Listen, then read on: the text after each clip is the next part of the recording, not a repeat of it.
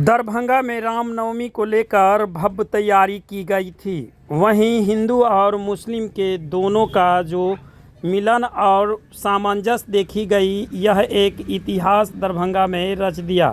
क्योंकि हर पर्व त्यौहार में गंगा जमुनी की तहजीब दरभंगा में ही देखी जाती है।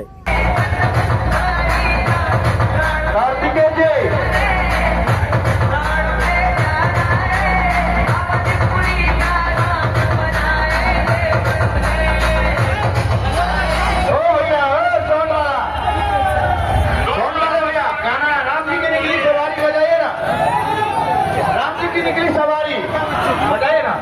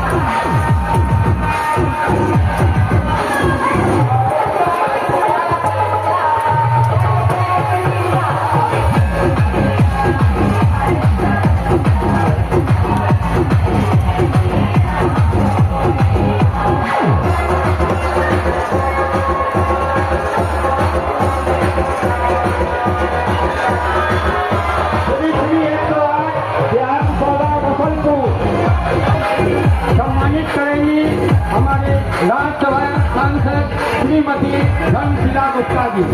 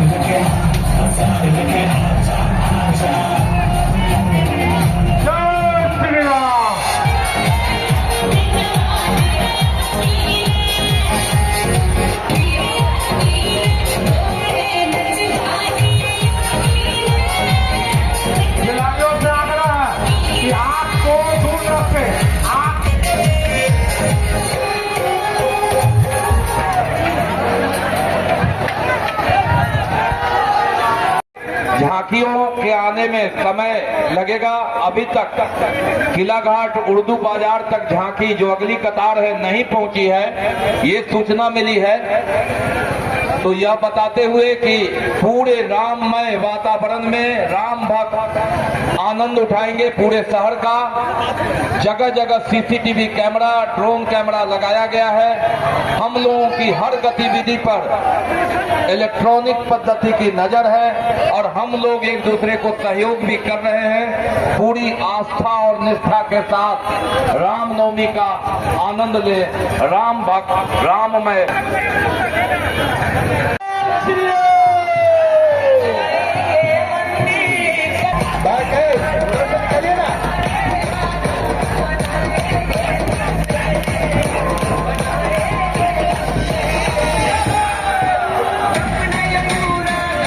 राम भक्तों से निवेदन है कि मोटरसाइकिल को निकलने में, रास्ता में उनको आगे बढ़ने के हिंदू राष्ट्र के प्रगति के लिए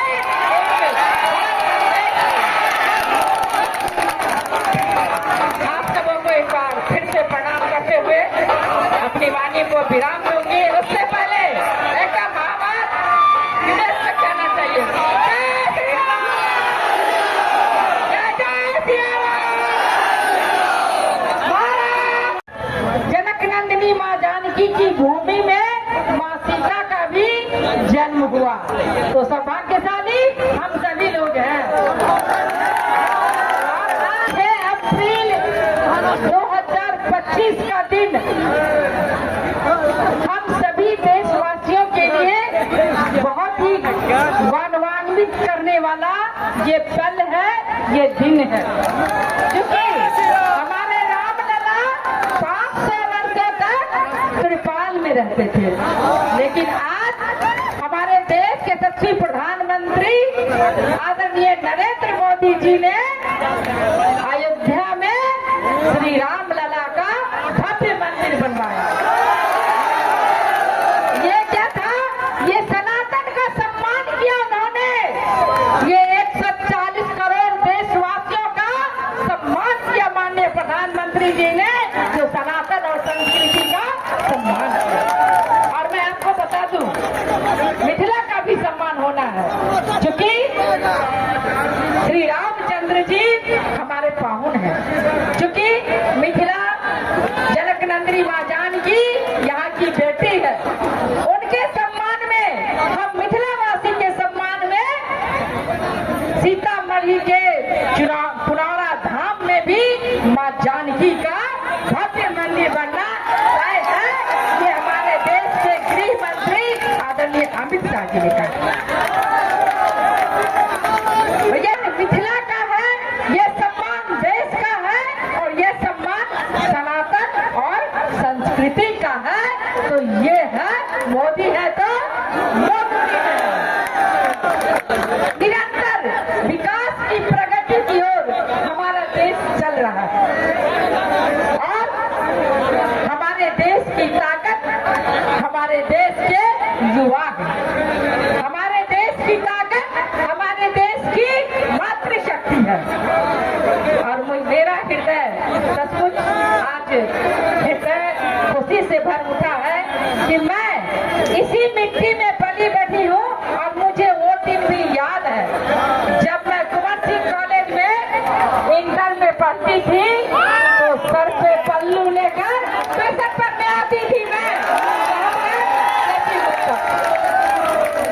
और हमारे लाखों अभिभावक और इस मिथिला के समस्त देवतुल्य कार्यकर्ता बंधुगण, युवा साथीगण और मातृशक्ति का आशीर्वाद है मुझ पर, जो एक साधारण परिवार की बेटी आपके सामने राज्यसभा सांसद के रूप में आपसे आशीर्वाद मांगने आई है, आपको प्रणाम करने आई है। ये आपकी शक्ति है, ये आपका अधिकार है। आप सबों के आशीर्वाद से राज्यसभा के संसद में आपकी आवाज बन करके आपकी समस्या के समाधान के लिए मैं सदैव खड़ी रहूंगी। लेकिन मुझे खुशी तब होगी जब आप मेरे आवाज स्वयं